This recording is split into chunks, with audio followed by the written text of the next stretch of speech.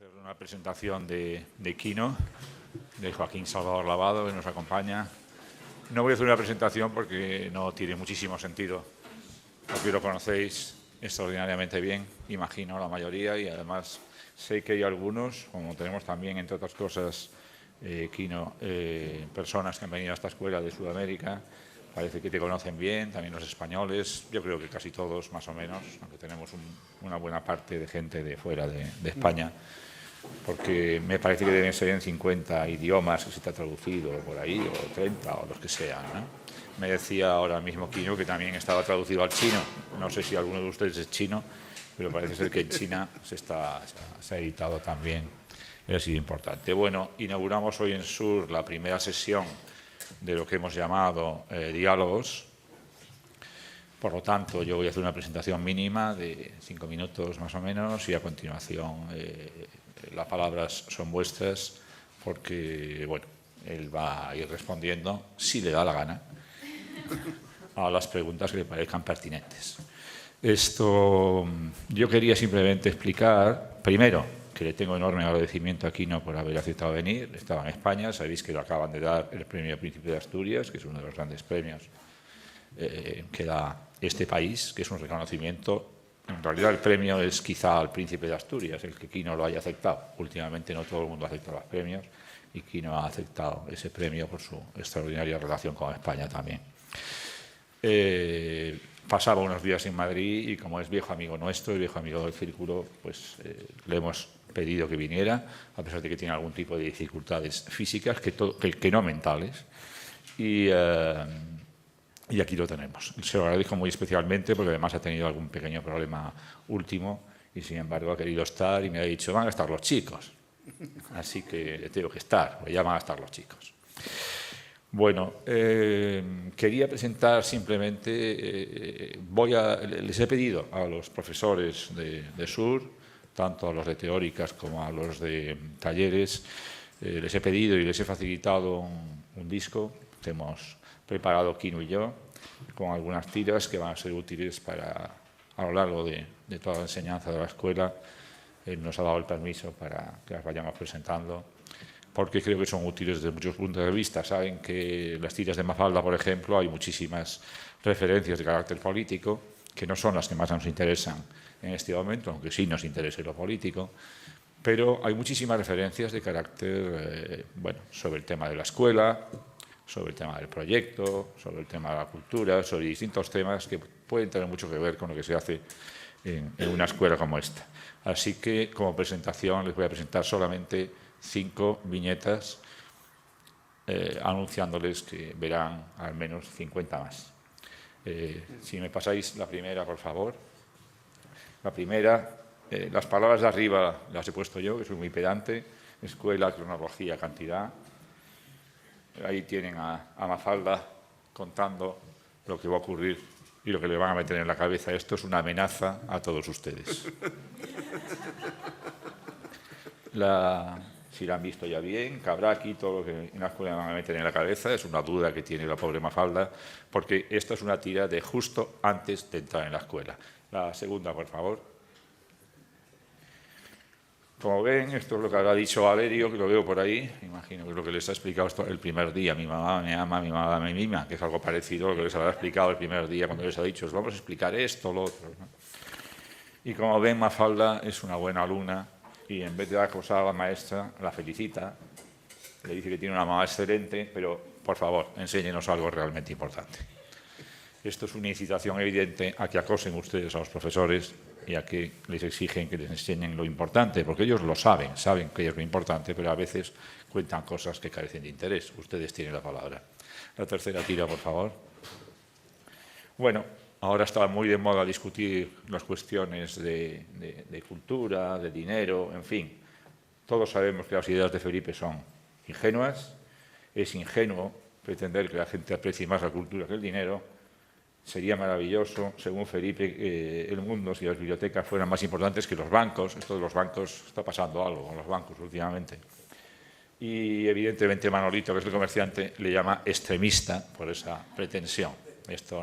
Seguramente ustedes son unos extremistas por haberse apuntado a una escuela de artes y no al IES de Economía, que también hay en Madrid. Y Cultura y Crisis, ¿verdad? Lo hemos titulado. La siguiente, por favor.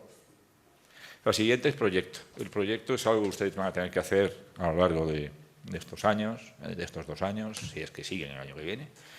Y tienen que desarrollar un proyecto colectivo y un proyecto individual. Como ven, a veces los proyectos salen maravillosamente. El que le sale a Mafalda, que está planificando su vida, pero también puede entenderse planificar la obra, la vida y obra que se confunden. En realidad, ese dibujo extraordinario que hace Mafalda al planificar su vida, a mí me parece un magnífico proyecto. Creo que además creo que tiene un cierto valor estético desde mi punto de vista. No solamente es un caos hermoso.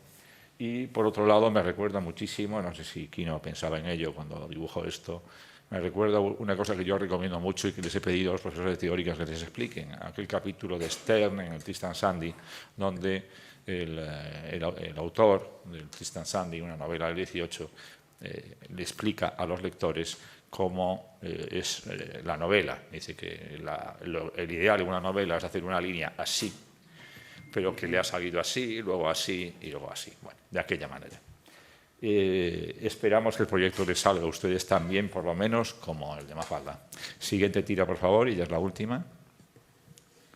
Bueno, hemos titulado Inspiración y Material.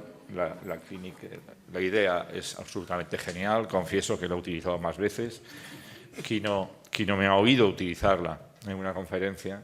Casualmente, yo no sabía que le venía. Es una anécdota de esos extraños azares que pasan en la vida. Entraba Quino por la puerta, no con silla de ruedas ese día, por pedantería probablemente, por presumir de andar, y yo estaba tratando de explicar la idea de inspiración como algo nada mágico, pero algo real. Piensen ustedes que cuando ustedes piensan, la idea no está dentro de la cabeza ya concebida, sino que de repente surge, no se sabe cómo. Del material, de la postura, del cuerpo, de tantas cosas, de esa corporalidad que somos, surgen las cosas. No es increíble todo lo que puede tener adentro, vale para el lápiz, vale para el cerebro y vale para nuestra vida. Y es verdaderamente increíble. Esta idea tiene que ver también con la idea anterior de proyecto y creo que es una buena idea. Quiero terminar simplemente diciéndoles que no me extrañaría que cualquier día el gobierno español prohibiera la primera persona del plural. Creo que la primera persona del plural está volviéndose rigurosamente extremista, como dice Manolito. Hay palabras por ahí que se llaman Podemos o que se llaman Ganemos o cosas de esas. Todo proyecto colectivo parece que se está volviendo extremista.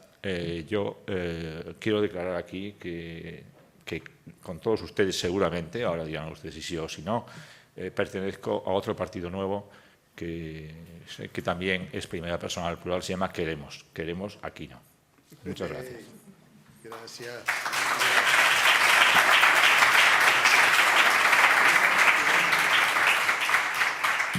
No sé si tú quieres decir algunas palabras primero de saludo. Bueno, que estoy muy contento de estar aquí en una escuela que estoy tratando de que me la expliquen de una vez, porque me han amenazado varias veces con explicarme qué es lo que va a hacer esta escuela y como es tan original, pero me interesa mucho saber los planes de estudio, como si hay exámenes, o sea, la estructura de esta, ¿se la puede llamar carrera?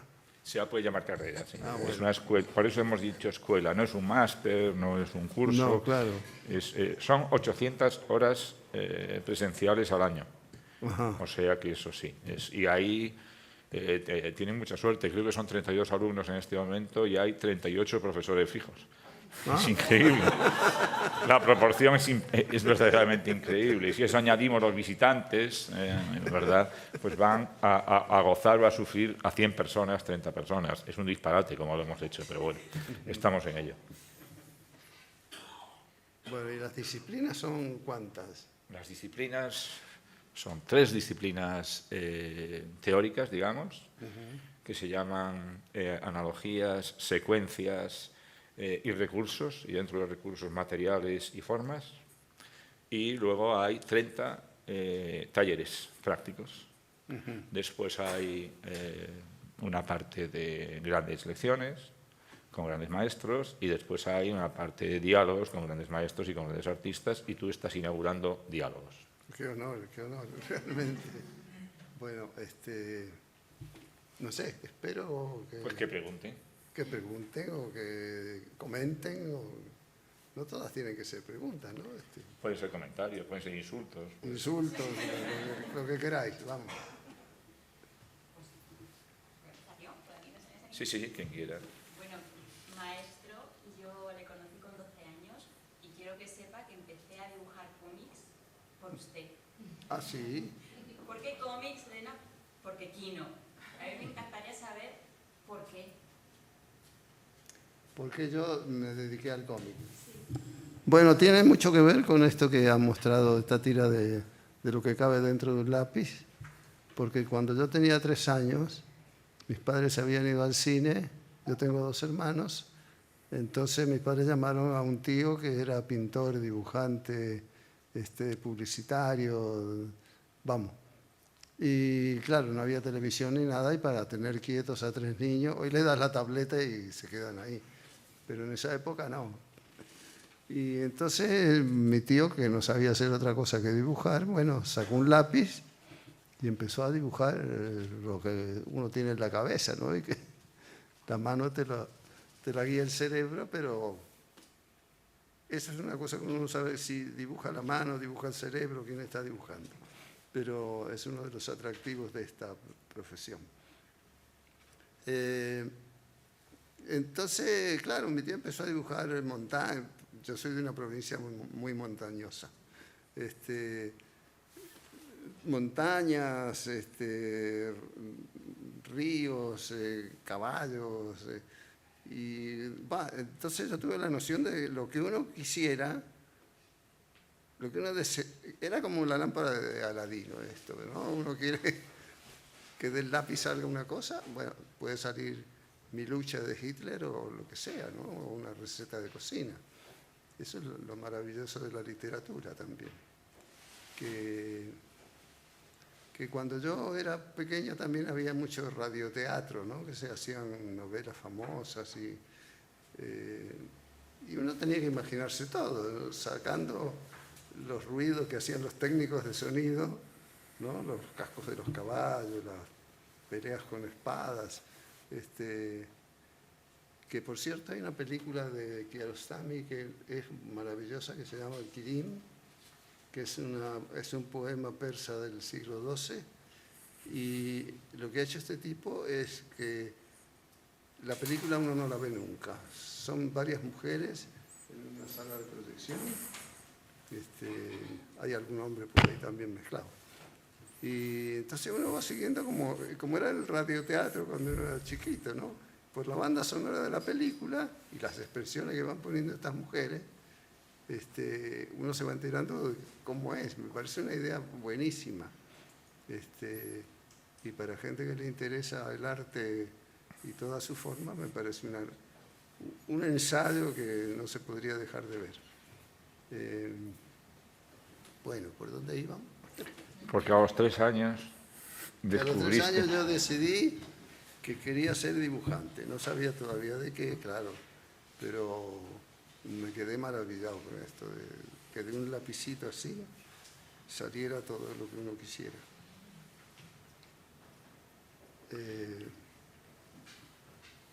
Además que, claro, pueden salir fórmulas matemáticas o cualquier cosa, ¿va?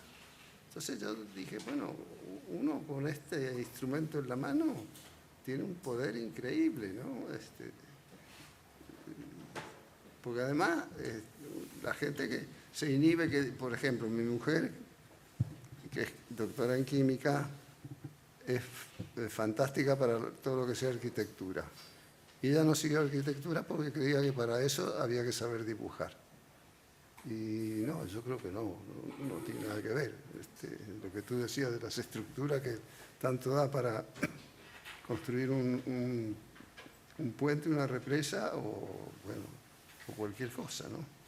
O una novela. O una novela. O una tira. O una tira, sí. Ahora yo, a los 14 años ya decidí que iba a ser dibujante de humor. Eso sí. Porque Era una época en la que en Argentina llegaban revistas de todos lados. Hoy eso se ha acabado bastante. Y entonces uno tenía acceso a mucho material de información de América Latina. Había revistas mexicanas, brasileras, venezolanas. Hoy eso se acabó. No sé si porque hoy también Internet interfiere no interfiere, ayuda y expande todo esto. Pero yo con las nuevas tecnologías y muchas de las viejas, en realidad me quedaba en el teléfono. A mí estos teléfonos que hacen de todo y te conectan con lo que quieras desde tu oficina y tu despacho, cuántos mails te han llegado, todo eso no entiendo nada.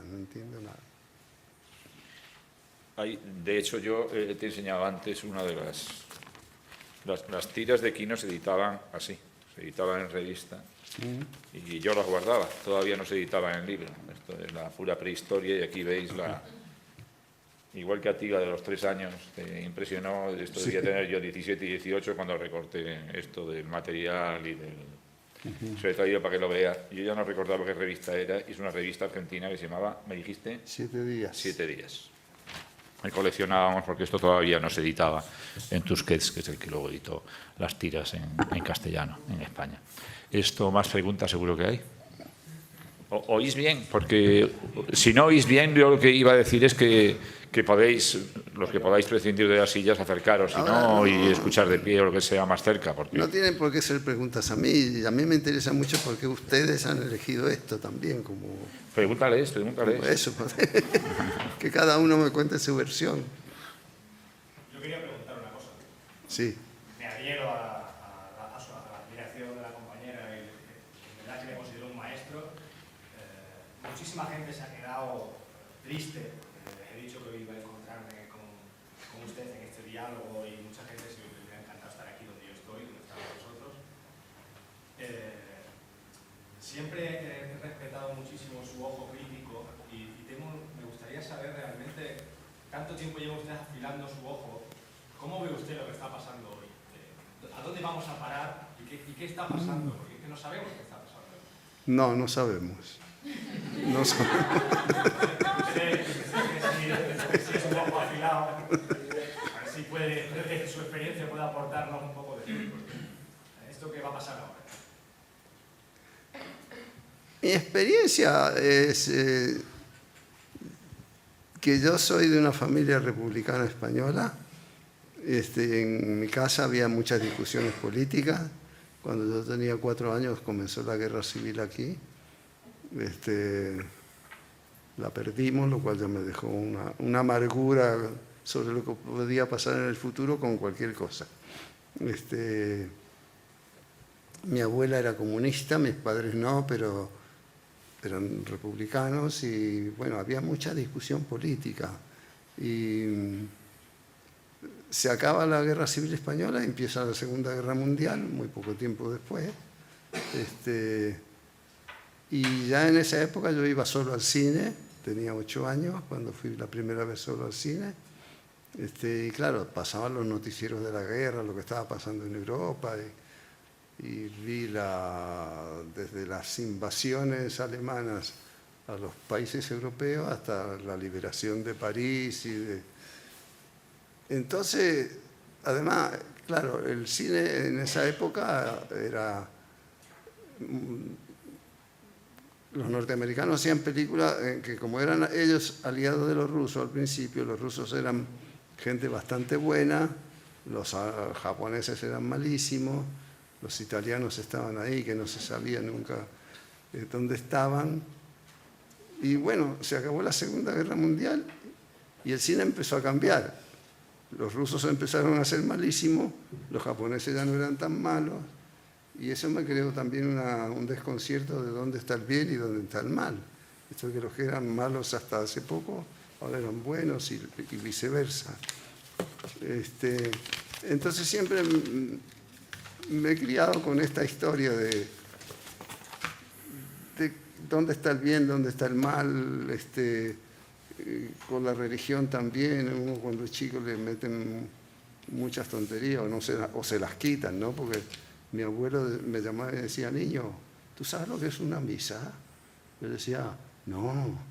Dice, bueno, pues una congregación de ignorantes adorándole el culo a un tunante. Así que yo me crié con esta cultura.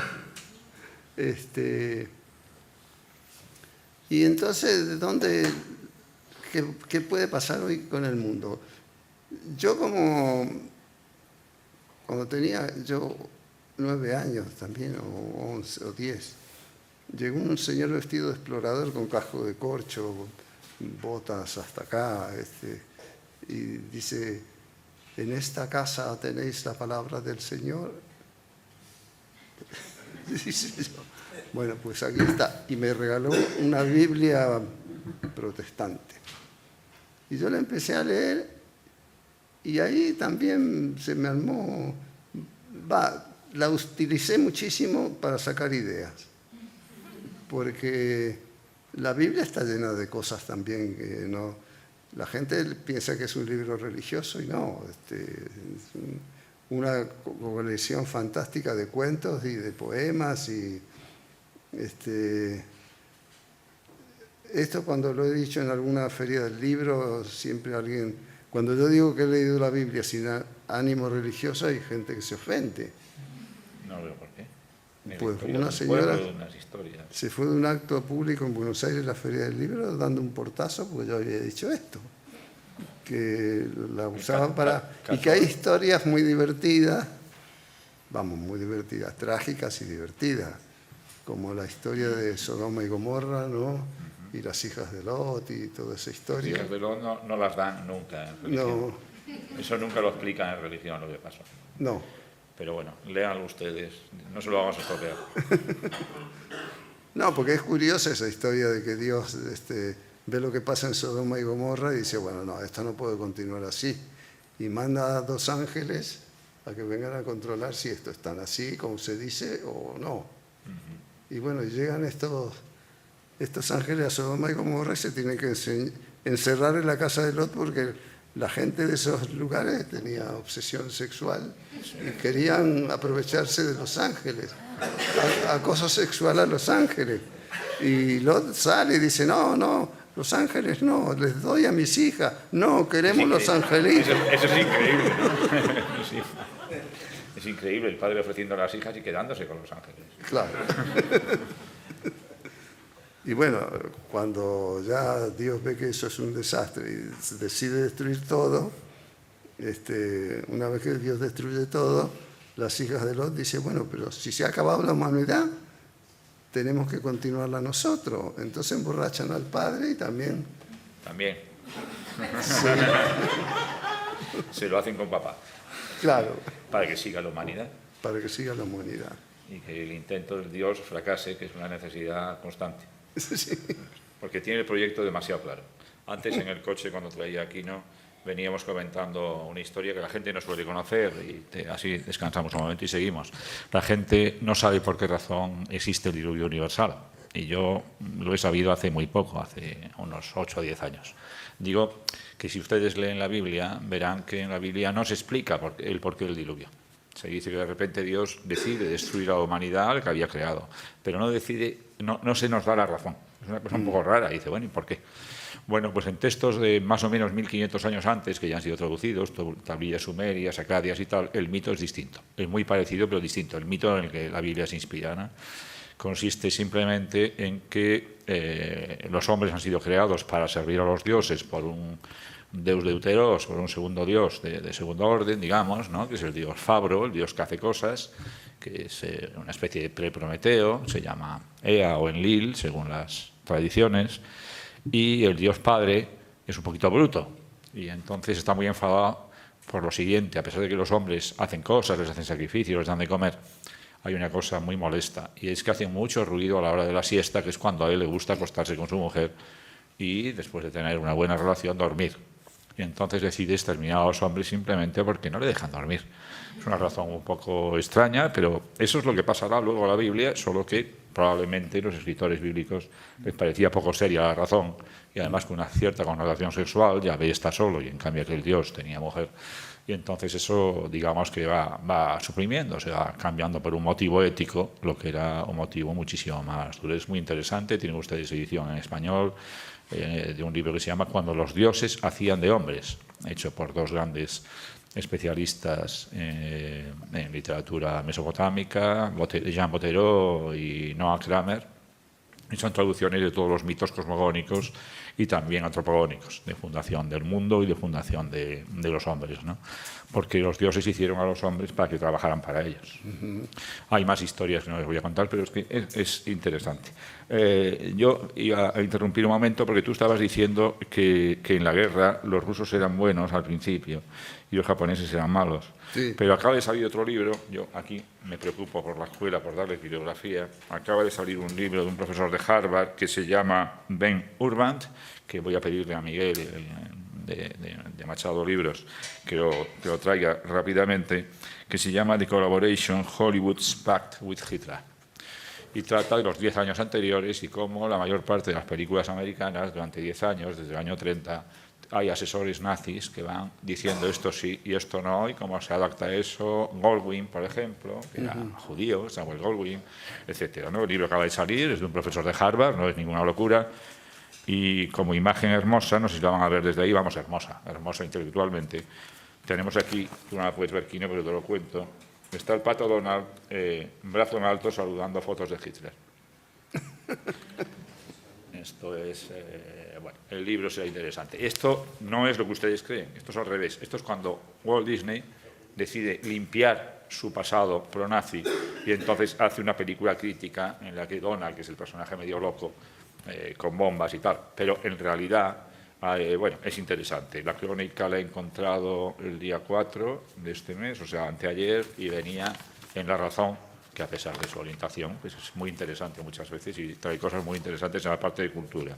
Se llama Hollywood, Agente Doble, y trae otra cosa sobre Mussolini, Estrella al Mechar del Cine, que es otra película interesantísima, en la que Mussolini perdona a un preso al que iban a matar, y tiene un gran gesto y tal. Es una película de Hollywood, y sale él personalmente firmando el perdón de la condena de muerte que tenía un pobre italiano porque había hecho una cosa naturalmente patriótica, había matado a un comunista.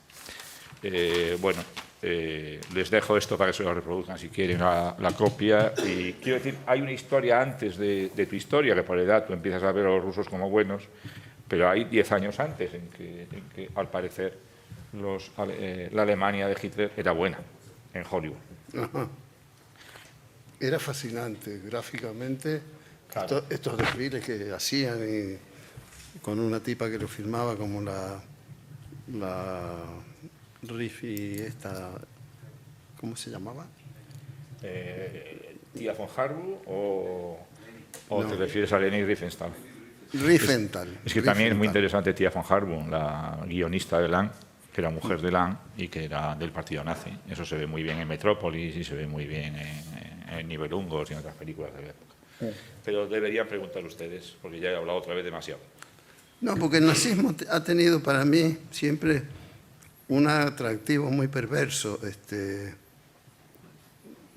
Yo me he dejado llevar mucho por la moda, digamos, hitleriana, y no hace mucho descubrí que, claro, quien le hacía la ropa a las tropas alemanas era antepasado de Hugo Wolf. Sí, Hugo Boss. Y realmente los tipos tenían una imaginación fantástica para la ropa, ¿no? Empezaron en la guerra del 14. En la guerra del 14 ya son suministradores del ejército, Hugo Boss. Sí, sí, y es así como hacen la fortuna, como suministrador oficial del ejército alemán.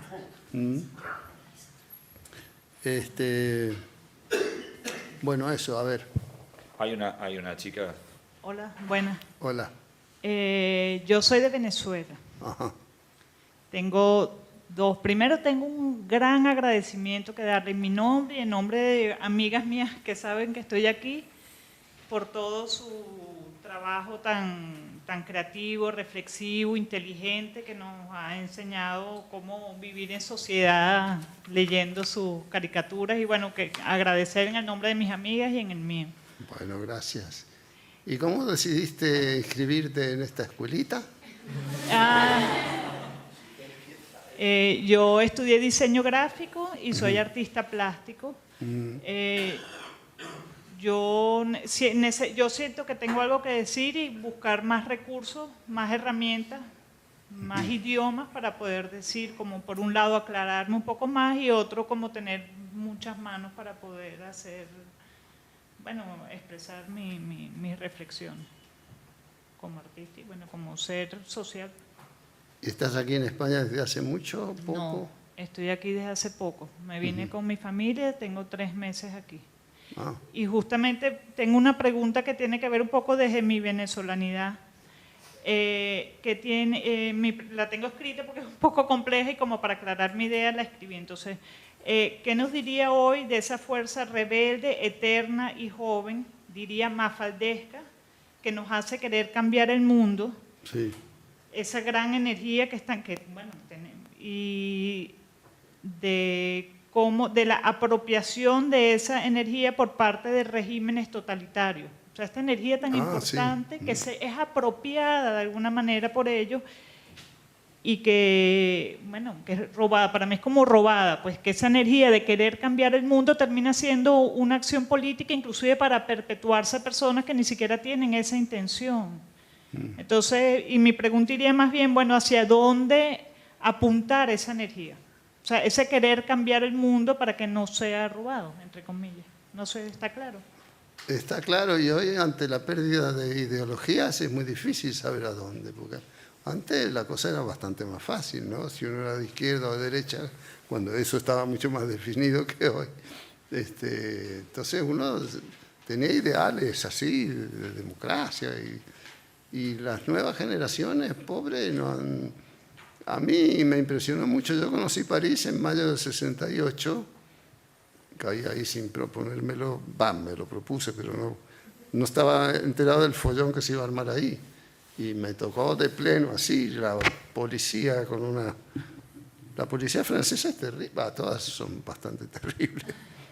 Pero la policía francesa tiene...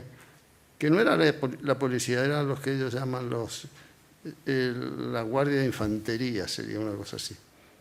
Y los palitos estos de apoyar ideología, que ellos llaman matrac, son de goma por fuera, pero de plomo por dentro. Entonces te dan un cachiporrazo de esto y este instrumento se achata un poco y te abarca una franja del cerebro que te corta la circulación y bueno, es un arma terrible. Y todo y los gases lacrimógenos, todo, fue una cosa, una batalla campal. Y los eslogans que tenía esta gente, como la imaginación al poder, era toda una cosa muy hermosa. Y después, no sé, después me tocó, más adelante ya en los años 70, ver manifestaciones estudiantiles y todo eso. Y lo que querían no era cambiar el mundo, era que el mundo no cambiara para ellos tener el empleo que habían conseguido, ¿no? Era muy triste la cosa. ¿Y a dónde va a parar el mundo? Eso, bueno, es la pregunta que nos lleva a todos para adelante, después de todo. Como protagonistas nos proponemos, bueno, ¿qué haría yo para que esto cambie y cómo? Pero bueno, lo que pasa es que los viejos solemos ser más amargados que los jóvenes, mucho más, y creo que tenemos motivo, ¿no? Esto de haber vivido estas guerras como la Segunda Guerra Mundial, que es la Guerra Civil Española, y cada guerra que se acababa uno decía, bueno, ya estamos, el mundo es feliz, las Naciones Unidas, qué sé yo. Nada, y ves que a los pocos meses otra vez están liados a los tiros, ¿no? Entonces uno va perdiendo mucho el entusiasmo juvenil con estos temas. Pero bueno, hay que seguir adelante. Porque uno piensa, bueno, pero estamos mejor que antes de la Revolución Francesa, sí, claro.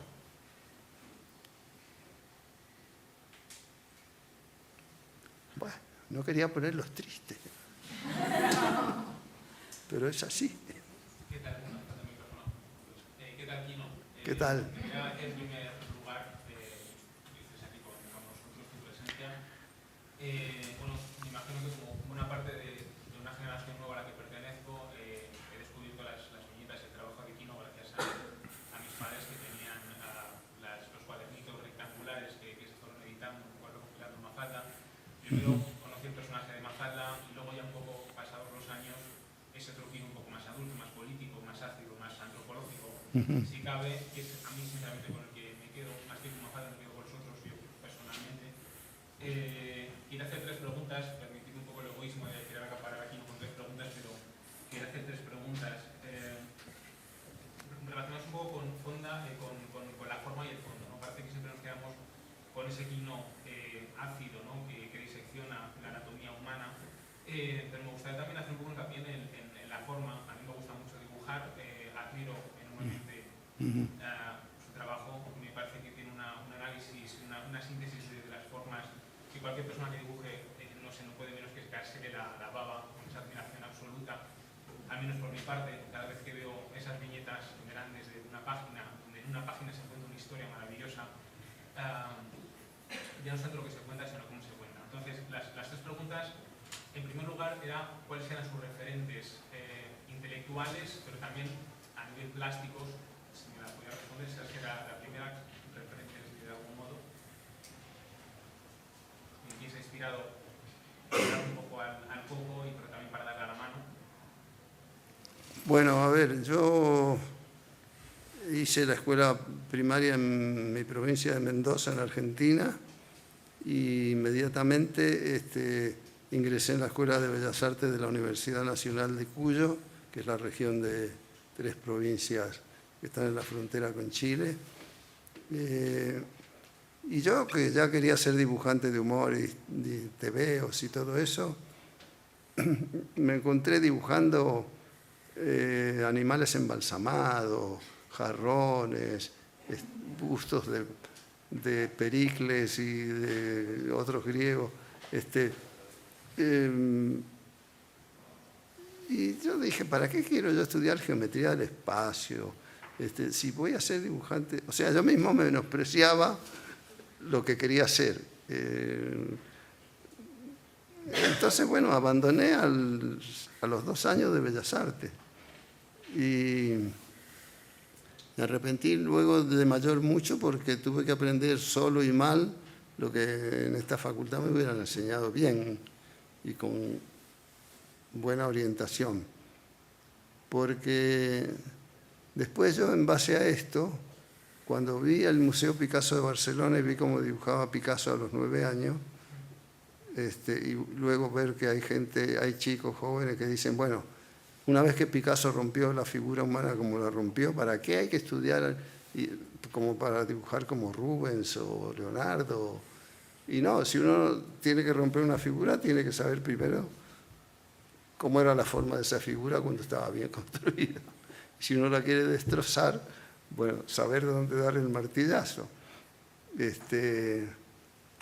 Yo creo que si uno es terrorista y quiere volar un puente y no ha estudiado nada de ingeniería, pondrá las cargas donde le parezca y el puente no se caerá, qué sé yo. Y con esto ocurre igual. Pero es curioso eso, la resistencia que hay a que los jóvenes quieran, y la que tuve yo, que fue el error que cometí, de querer estudiar, ¿no? Y los clásicos, y no, todo eso ya está pasado, ¿qué vas a estar ahora con la anatomía y los músculos y todo? Y hay que saberlo, porque si no, como para cualquier cosa, ¿no? Como un músico, un solista de piano que tiene que estudiar 8 horas. Y a nivel de dibujo, ¿algún caricaturista, algún viñetista, dibujante de tebeos de aquel entonces o no dibujante de tebeos? No sé si... Te pregunto por influencias. Te pregunto por influencias directas. Sí. Influencias. Bueno, yo... O modelos, a lo mejor anglosajones o españoles. Bueno, los españoles sí, me han gustado siempre mucho. Yo tuve la suerte de ser amigo de Mingote, Chumichume y esa camada de donde ha salido el Roto. Fui muy amigo de Gila, porque Gila vivió en Argentina como 20 años y nos hicimos muy amigos. Y Gila, bueno, tenía un dibujo muy precario, pero el humor suyo era terrible, porque además él te contaba la Guerra Civil Española y luego grababa discos de humor contándote lo mismo, era terrible.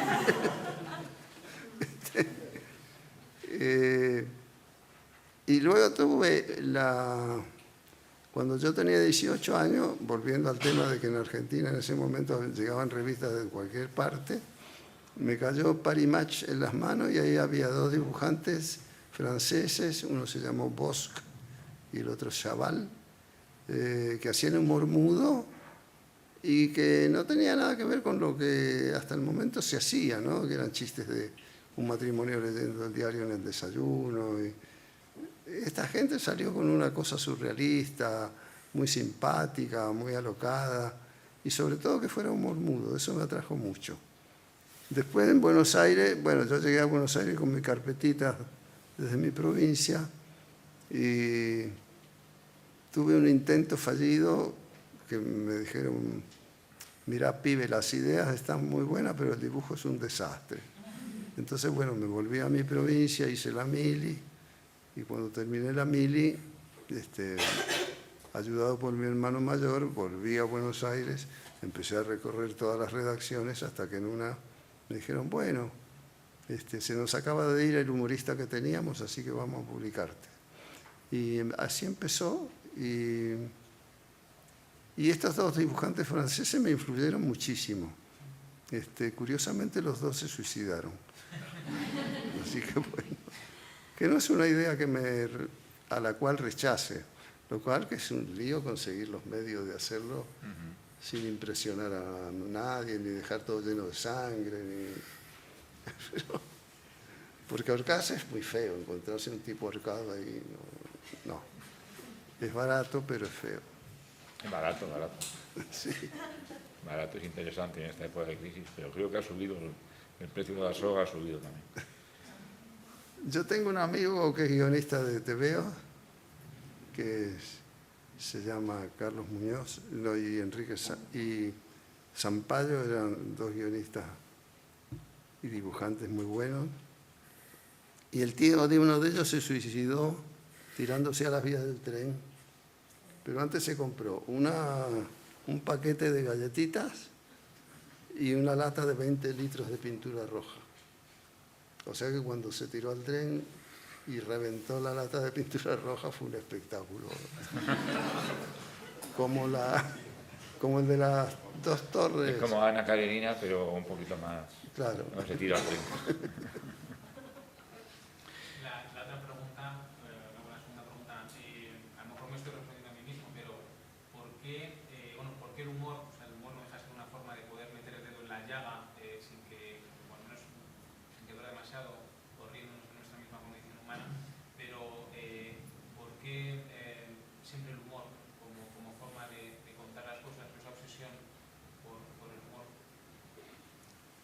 Bueno, porque yo vi mucho cine mudo con películas de Chaplin, Buster Keaton, y que me encantaban también, ¿no?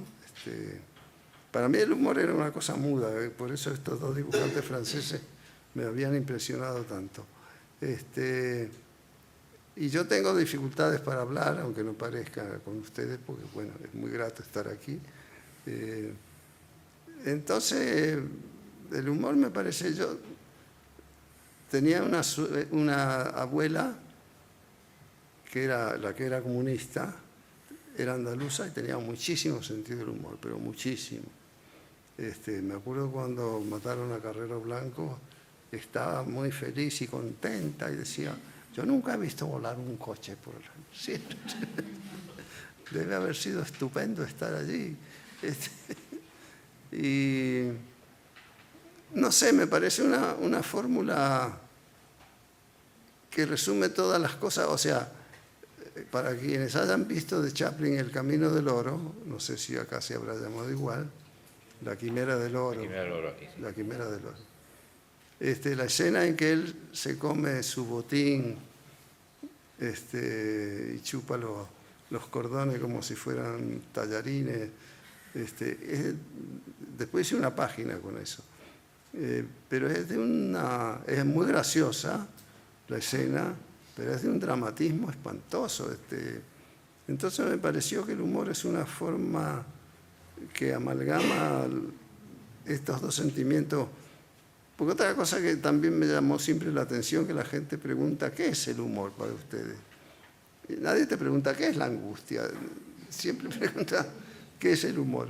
Y es que tiene este misterio, ¿no? De que cosas que te resultan dramáticas al mismo tiempo sean muy graciosas. Hay situaciones en que uno lee una noticia que es tan horrible, la noticia, que te da risa, no sé. Pero bueno, ¿por qué el humor?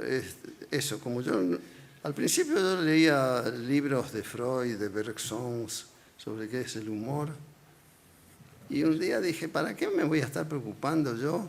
Es como si un marinero se preguntara todos los días, ¿qué es el agua? ¿Qué es el agua? ¿Qué es el...? No, uno sale a navegar y ya. Y bueno, el humor para mí era el agua donde yo salía a navegar, pero no dejé de plantearme el querer encontrar la raíz de la cosa, ¿no?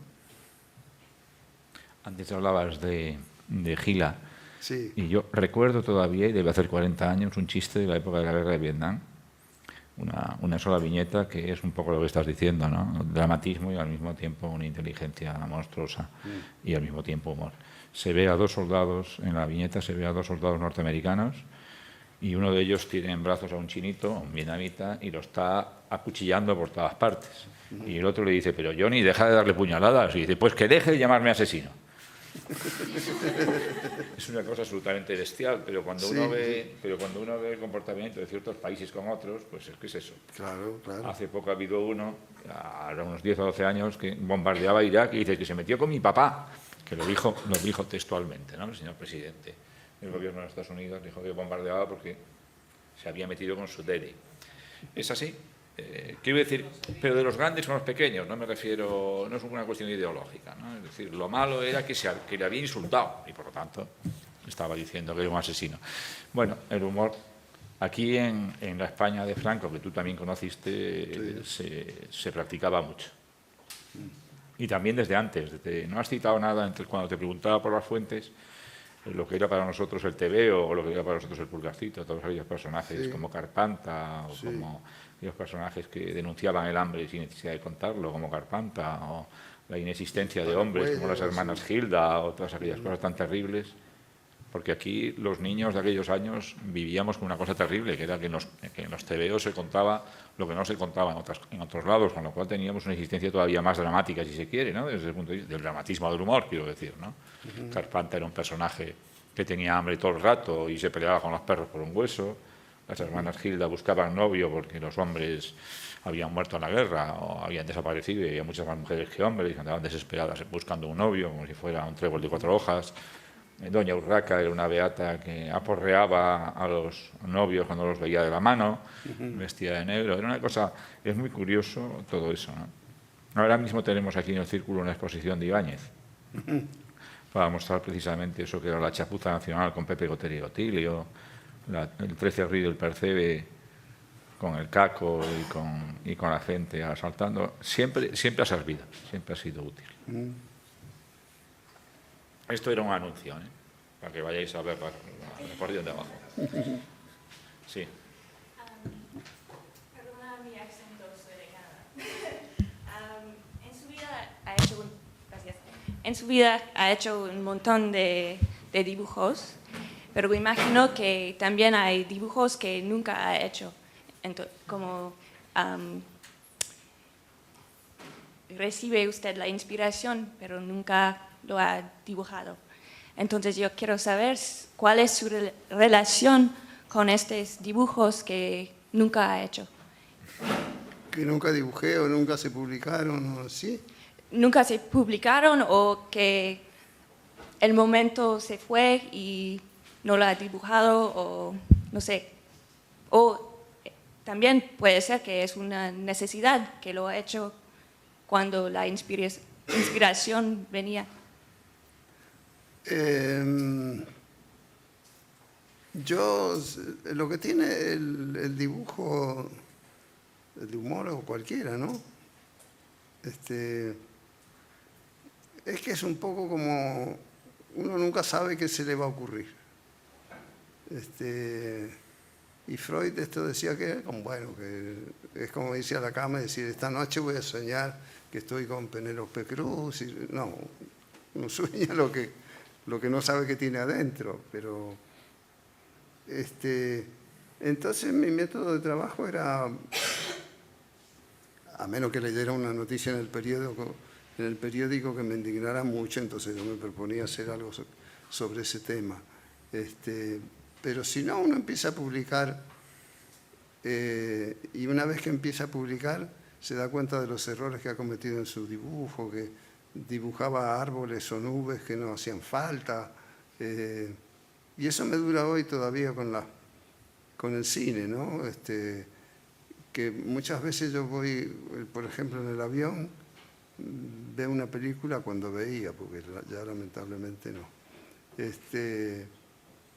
Y le quitaba el audio para ver si viendo solo las imágenes me enteraba de qué iba la historia, ¿no? Porque uno muchas veces dibuja una idea en varios cuadritos, a veces pone cuadritos de más, otras después de publicada uno se da cuenta que ahí hubiera hecho falta un cuadrito más para que se entendiera mejor la idea. Y ese es un tema que siempre me ha preocupado mucho, que el lector no me entienda lo que yo quiero decir. Y entonces, bueno, yo me ponía a trabajar con un blog en blanco y a veces salía algo, enseguida nunca, siempre hay que estar ahí trabajando, pensando 6 o 7 horas para que salga algo.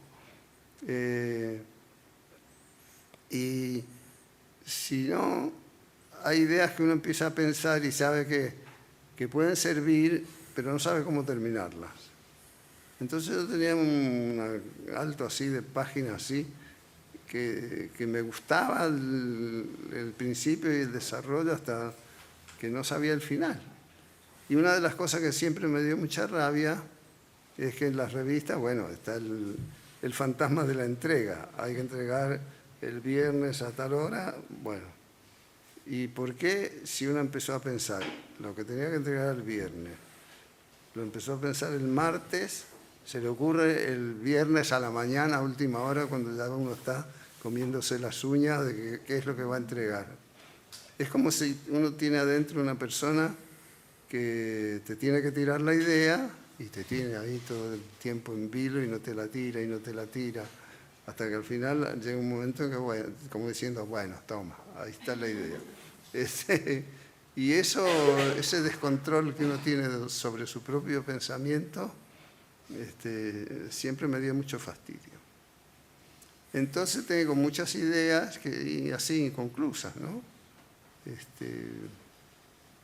Pero bueno, cada tanto las reviso y uno le cambia un detalle. Si en vez del protagonista que sea un señor es una señora, por ahí aparece la cosa que te hacía falta. Entonces la relación con todo ese material, que era la pregunta que me hacías, es muy aleatoria, que uno no sabe bien cómo gobernar las ideas que a uno le van saliendo. No sé si la he contestado. Pero ha dicho una cosa muy recomendable para la escuela, que en realidad tiene que ver con tu idea de la relación entre que el humor es mudo, etcétera, ¿no? Y es eso que yo encuentro muy recomendable, lo he hecho alguna vez, de quitarle, ahora que se puede, la voz a una película, para ver si hay coherencia en las imágenes. Yo, por ejemplo, lo he hecho con La cinta blanca de Haneke, que me parece que tiene un texto maravilloso, pero quitándole la voz es una película absolutamente impresionante del cine mudo. Luego se la vuelves a poner. Es decir, no es que el texto sea malo, sino que ves la coherencia de las imágenes gracias a restar. Y eso probablemente para la gente que trabaje de esta escuela o otro lugar, simultáneamente en algo que tiene texto y que tiene imágenes, puede ser interesante como procedimiento, ¿no? Wow. Me alegro de haber dicho algo interesante. No, es que eso ahora se puede hacer, es que antes no podíamos. Eso se puede ahora, gracias a la técnica. ¿Y la incorporación de las nuevas tecnologías en todo esto También trabajamos eso, sí, por supuesto. Perdona, es que está, y por eso digo primero que tú ya habías... Buenas. Yo tengo una pregunta relacionada, como nos has preguntado que nosotros te contáramos también por qué habíamos elegido Sur. Yo de pequeña siempre tuve la sensación de que era una extraterrestre, que no encajaba en la sociedad, que era como si la sociedad hubiera creado un molde, mi hermana había encajado perfectamente y yo me veía afuera. Pues yo siempre tenía inquietudes artísticas, se me daba bien todo lo que no estaba bien valorado en el colegio. Se me daba bien dibujar, se me daba bien tocar el piano, se me daba bien bailar, se me daba bien escribir, pero parecía que todo lo que se me daba bien, el resto lo denostaban, le decían, tú tienes que estudiar matemáticas, tienes que dedicarte a algo que te saque, con lo que puedas vivir. Mis padres decían que me dedicara a algo con lo que me ganara la vida porque siendo artista me iba a morir de hambre. Sí. Es una cosa que sigue tan vigente como cuando uno era niño. Sí. Entonces mi pregunta yo tengo es, sobrinos nietos. ¿qué nos recomiendas a nosotros que nos queremos dedicar a las artes? Y bueno, que no hay que hacer caso a esto de que te vas a morir de hambre. Yo tengo un sobrino nieto que desde muy chiquitito, la madre era profesora de piano. Este niño subía la tapa del piano y no es que hacía así, no, hacía acordes, estaba buscando armonía en los sonidos que salían del piano. Y la madre dijo que no, que músico no, porque se iba a morir de hambre. Así que está estudiando abogacía este chico ahora. Está bien que él ha dicho, bueno, yo cuando termine abogacía voy a estudiar música, pero ya va a ser muy viejito para eso. Así que no sé, yo creo que uno tiene que seguir su vocación y luchar por defenderla. Pero las matemáticas están en todas las artes, ¿eh? Sin duda ninguna. El ejemplo no estoy de acuerdo. Alguna persona de matemáticas y de física vendrá a hablaros a esta escuela.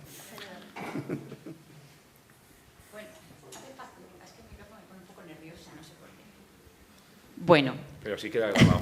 Es que así queda grabado. Cierto, y cierto. Utilizar para la web está mucho mejor. Cierto. Yo me estoy doctorando en inteligencia emocional a través del arte y usted, por supuesto, está en mis páginas de doctorado. Porque le considero, me sorprende un poco que antes estuviésemos hablando de brutalidad, cuando a usted le considero un hombre con una inteligencia emocional maravillosa. Tiene una dulzura y una sensibilidad que están, por supuesto, presentes en todas sus viñetas. Eso es un comentario y ahora tengo una pregunta que no tiene nada que ver, quizá. Me gustaría saber si pudiese hacer cualquier cosa, ¿qué haría hoy? A ver, si usted pudiese hacer cualquier cosa, sí. ¿Qué le gustaría hacer? ¿Qué haría? Bueno, de no ser dibujante me gustaría ser músico, eso sí. Pero no tengo vocación para la música. Para escucharla sí, por supuesto, pero nunca aprendí a bailar ni a seguir un ritmo con las manos, nada de eso. Soy un desastre. Pero me gustaría ser músico, sí. ¿Qué música escucha? Música, bueno, a mí me gusta mucho la música clásica, la llamada clásica y la clásica moderna también. Está bien que cuesta, yo creo que estamos en un siglo en que por primera vez se da el fenómeno de que la música que es culta, digamos, entre comillas, que se toca hoy, el público no está preparado para escucharla. Porque de Debussy para acá, en un teatro, ya la gente empieza a toser, a moverse en la butaca. Y eso es un fenómeno muy curioso cuando uno piensa que Mozart iba en la diligencia componiéndole que iba a tocar el domingo en el pueblito al que llegara. Además, después tiraba todas las partituras y el señor Kegel tuvo que reconstruir los caminos de Mozart juntando las partituras que había abandonado él. En cambio, hoy hay una música contemporánea que hay un sonidito que al medio minuto otro dice y es difícil de seguir, sí. Y eso durante un periodo pasó también con la pintura, pero creo que la pintura en este momento está como perdida, así que no se sabe qué camino seguir.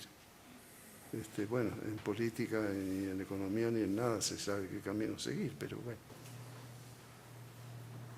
Viniendo a este momento, yo desde mi punto de vista de relacionarme en el arte con la danza, pues veo en su trabajo danza, entonces le considero bailarín, le considero coreógrafo y también siento música.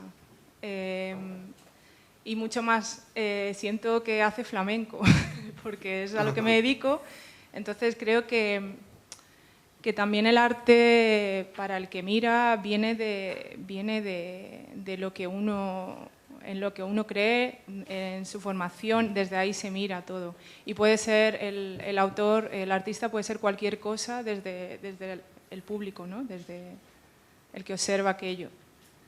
Y sí, un poco, me encanta la idea de este proyecto porque siempre estamos como definiéndonos, no, es que soy esto, o incluso en el nombre, tienes que ser solo una cosa, no te puedes llamar cada día diferente.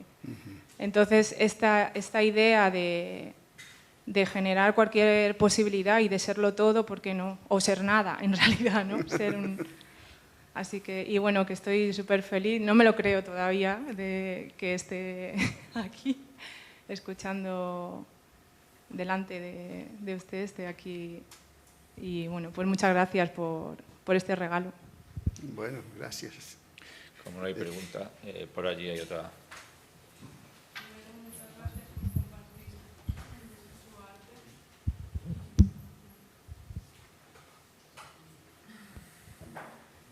Un placer estar aquí, tenerlo delante. Si yo soy como soy, es gran parte gracias a usted. Y bueno, mi pregunta sería si se habría planteado alguna vez la evolución de Mafalda, porque usted crea una niña inocente a un mundo desconocido y ese es lo que le da el juego a su obra, pero creo que también sería interesante, o sea, ver la evolución de Mafalda del mundo desconocido al conocido, cuando toma conciencia del mundo en el que está.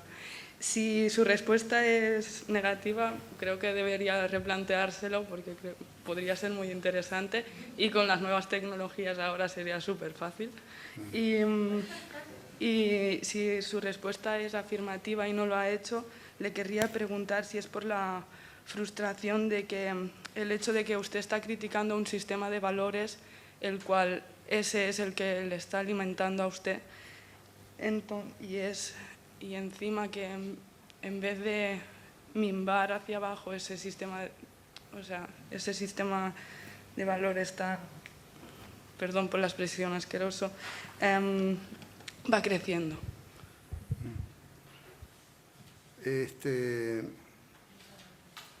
No he escuchado muy bien porque para mi oído has hablado en voz un poco. Parte, ¿por qué no has continuado con una Mafalda más crecida, entiendo yo, de otra edad?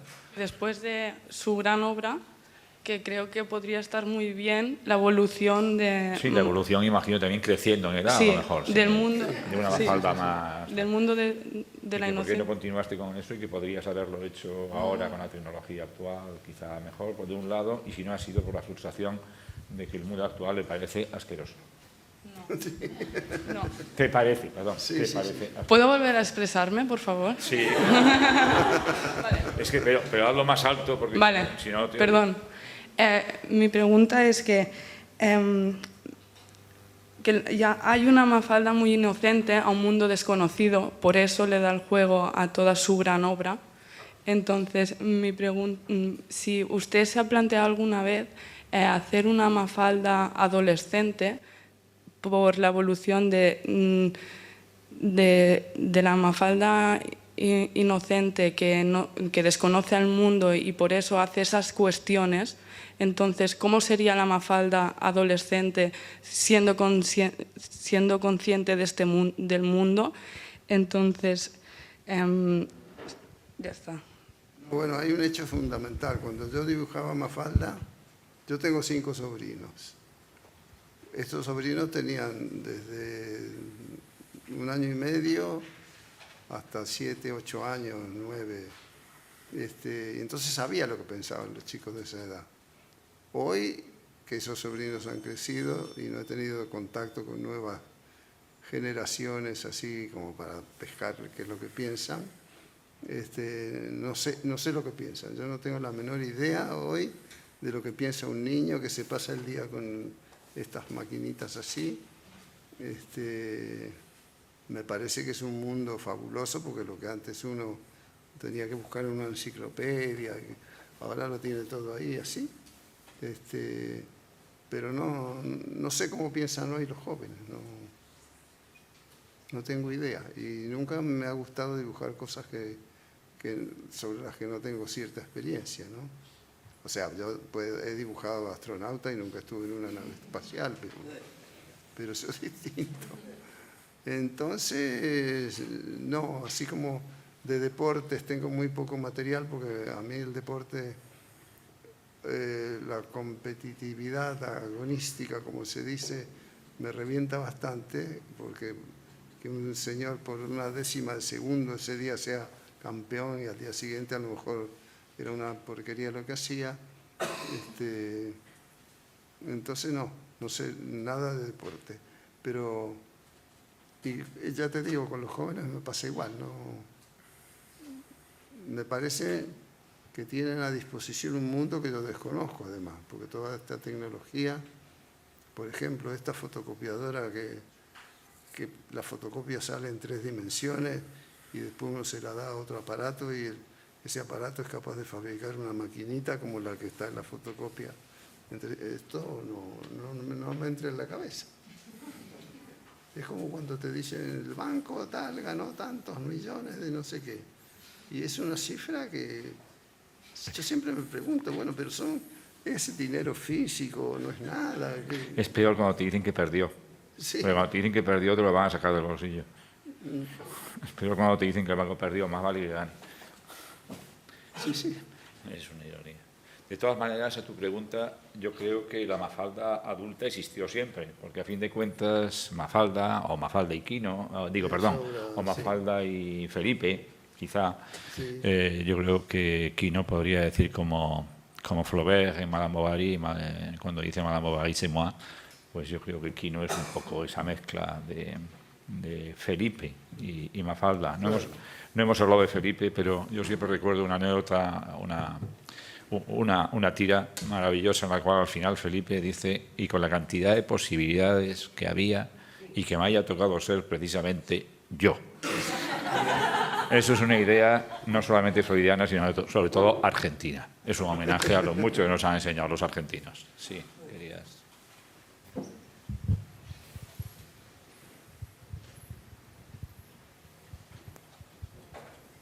Es que justo has mencionado a Felipito, que para mí es mi personaje favorito.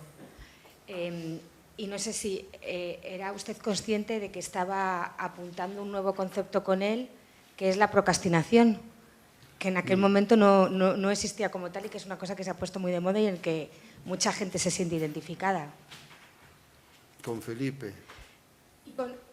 Felipe ha terminado siendo el símbolo de una especie como de mal de nuestros tiempos, que se ha denominado así, procrastinación, que es esa necesidad de escapar de las obligaciones inminentes, creándonos otras que no son tan inminentes para un poco rehuir el momento de enfrentarnos a lo que tenemos. ¿Y la pregunta cuál sería? La verdad es que no, o sea, más que una pregunta era como, creo que el personaje de Felipito es un personaje bastante particular, que a lo mejor, o sea, la figura de malo no está más definida. De alguna manera, ¿de dónde salió esa figura de Felipito? Pero es él. Claro. Es él. Sí. Entre Felipe y Guille. Sí, ¿Sí, claro, se ve una mezcla de los dos? Porque a fin de cuentas este trabajo de inventarse situaciones humorísticas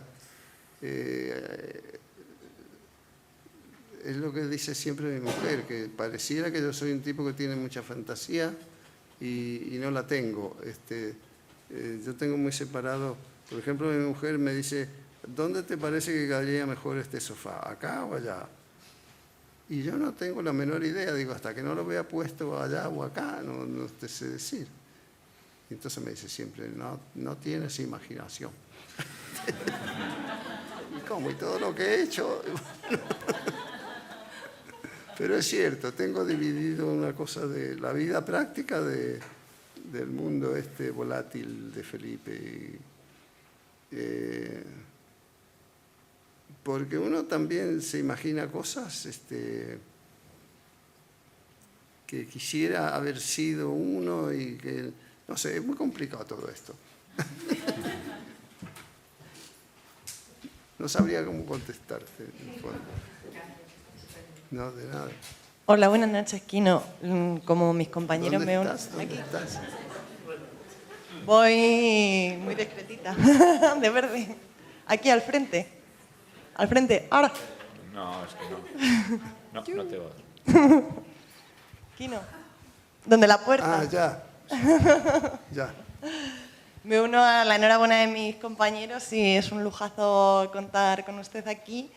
Y siempre, bueno, de pequeña mi padre me leía las tiras cómicas de Mafalda y me decía que Quino se había inspirado en su hija para escribir las tiras y que se las leía todas las noches y así nació Mafalda. Como él me leía por las noches los cuentos, era como, fíjate, Quino con su niñita, yo con la mía. Y luego con el tiempo leí que realmente se había creado en un principio para una campaña de electrodomésticos que no llegó a llevarse a cabo. Entonces siempre he tenido la cosa de decir, si algún día conozco a Quino le voy a preguntar. Mi papá me mentía, porque ya con lo de los Reyes y el ratoncito Pérez me llevé un palo. Y bueno, ¿y cuál sería la pregunta, si es que la hay? Para su hija, o sea, si se inspiró en su hija y realmente lo hizo con el fin de entretener a su hija o para la campaña de... Tiene hijas. Bueno, empezó como, yo la pensé como, cuando uno le encarga un trabajo, se pone a pensar sobre eso. Lo pensé primero para la campaña de electrodomésticos, pero lo que pasa es que esa era una idea de una agencia de publicidad de crear una familia como si fuera un TVO normal, digamos normal, así, un TVO gracioso, divertido, qué sé yo, y que hicieran, no que dijeran qué buenos son los aparatos de tal marca, sino que bueno, que si la mamá abría el frigorífico, el modelo fuera ese, y si se podía leer la marca mejor todavía. Y los diarios dijeron, pero esto es publicidad, lo tienen que... porque la idea era regalárselo a los periódicos. Y entonces dijeron, no, pero esto es publicidad, tienen que pagarlo, que regalárselo a los periódicos. Entonces no se hizo nunca la campaña. Entonces yo guardé unas tiras que me habían quedado con esta idea de esta familia, y a los 2 años un amigo que era secretario de redacción de un semanario de actualidad política, cultural, espectáculo, ¿sí? Me dijo si además de mis páginas de humor no tenía otra cosa. Y le mostré esto y empezó a publicármela sin decirme nada. Así que de pronto me encontré con un personaje que yo tampoco conocía, porque tenía 10 o 12 tiras, no, yo nada más. Entonces, bueno, una vez que vi que me estaban publicando una cosa que yo no sabía ni cómo iba a seguir, pensé, bueno, a ver, este personaje qué características puede tener. La física ya la tenía resuelta por el lado de la geometría, o sea, porque yo pensé siempre que un personaje tiene una forma geométrica, entonces para Mafalda era el óvalo con el pelo así, Susanita era alargada, Felipe era un triángulo, Manolito un cuadrado, así. Entonces, bueno, pensé, ¿y qué piensa este personaje? Entonces pensé, bueno, hoy el movimiento de liberación de la mujer en ese momento era muy, muy fuerte, entonces pensé, bueno, está bien que sea una nena. ¿Y qué dicen las mujeres que protestan sobre su condición de mujeres, que están sometidas? Entonces ahí, bueno, salió la idea de que esta nena tenía que ser una libertaria, y que luego a los chicos siempre se les dice, no hay que pelearse con los compañeritos, no hay que... hacer tal cosa, no hay que hacer otra, y ve que los adultos hacen justamente lo que dicen que no hay que hacer. Entonces, bueno, ya con esos 2 datos o 3, ya le di cierto. Que para el personaje Felipe se inspiró en el periodista, en el cubano Jorge Timosi. ¿Me inspiré en qué? En Jorge Timosi. En un periodista cubano. Jorge Timosi. Jorge Timosi. Sí, bueno, sí. Eso se ha escrito por eso. Jorge Timosi era un amigo mío que era, la caricatura de él se la copié a Jorge Timosi, la de Felipe, ¿no?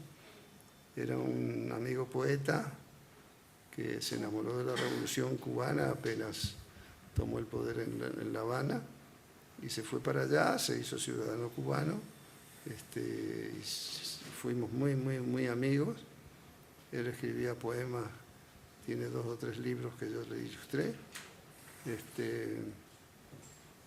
Y luego otro personaje inspirado en la vida real es don Manolo, que era el padre del amigo mío que me dijo si además de las tiras de humor no tenía otra cosa distinta, que mi amigo quería ser periodista y el padre era panadero y quería que su hijo fuera panadero.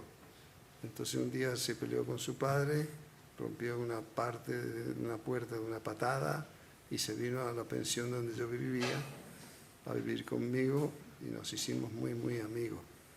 Lamentablemente durante la dictadura militar desapareció. Y bueno. Y luego otro es el Guille, que era el hermanito de Mafalda, que se sigue llamando Guille, tiene 51 años y es flautista de flauta traversa y vive en Santiago de Chile y toca en la orquesta de la Universidad de Chile. Después los demás son así. Susanitas todos conocemos, chicas que pretenden tener hijitos y bueno. Y los demás personajes fueron, a mí el que me gustaba para seguir la cosa, si la hubiera continuado, era Libertad, con estas contradicciones de que le gustan las cosas simples, pero ella es complicadísima. Y Miguelito también me gustaba mucho. Y nada, lo que pasa es que luego en la Argentina empezó a correr sangre y Mafalda hablaba del tema, caso en el cual no me hubieran publicado las tiras, o dejé de hacerla y la dejé de hacer. Pues, a poco tiempo después me tuve que ir de la Argentina. Pero bueno. Quedaba aquí, había pedido primero, ¿no? Ah, ya no. No, es que son las 2:20, habíamos dicho de 1 a 2, estamos abusando de Quino. Mientras él quiera, yo no voy a interrumpir, pero... Bueno, Miguelito, yo pregunto por Miguelito, a mí me gusta también muchísimo Miguelito, si él siguiera, ¿qué diría, por ejemplo, hoy? ¿Qué diría Miguelito hoy? Es difícil porque era partidario de Mussolini. Era partidario de Mussolini y Miguelito. Yo terminé de hacer la historieta y terminé de hacer la historieta, ¿no? Nunca me pregunté cómo viviría Mafalda hoy, qué sería, qué pensaría, nada, no. Además hay gente que se enfada cuando yo digo que para mí Mafalda es un dibujo como cualquier otro dibujo mío, ¿no? Le tengo el mismo cariño.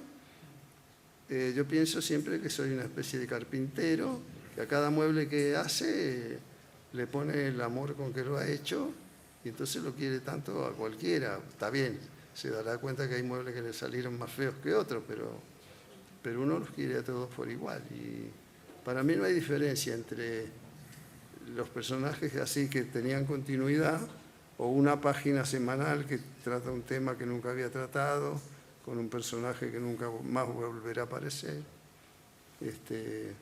O sea, eso considero que es producto de un trabajo y que a todos le tengo el mismo cariño. Gracias. No, de nada. Yo creo por la hora que dejamos fundado Queremos como partido. Bueno, ¿cómo no? Muchas gracias a vosotros. Gracias.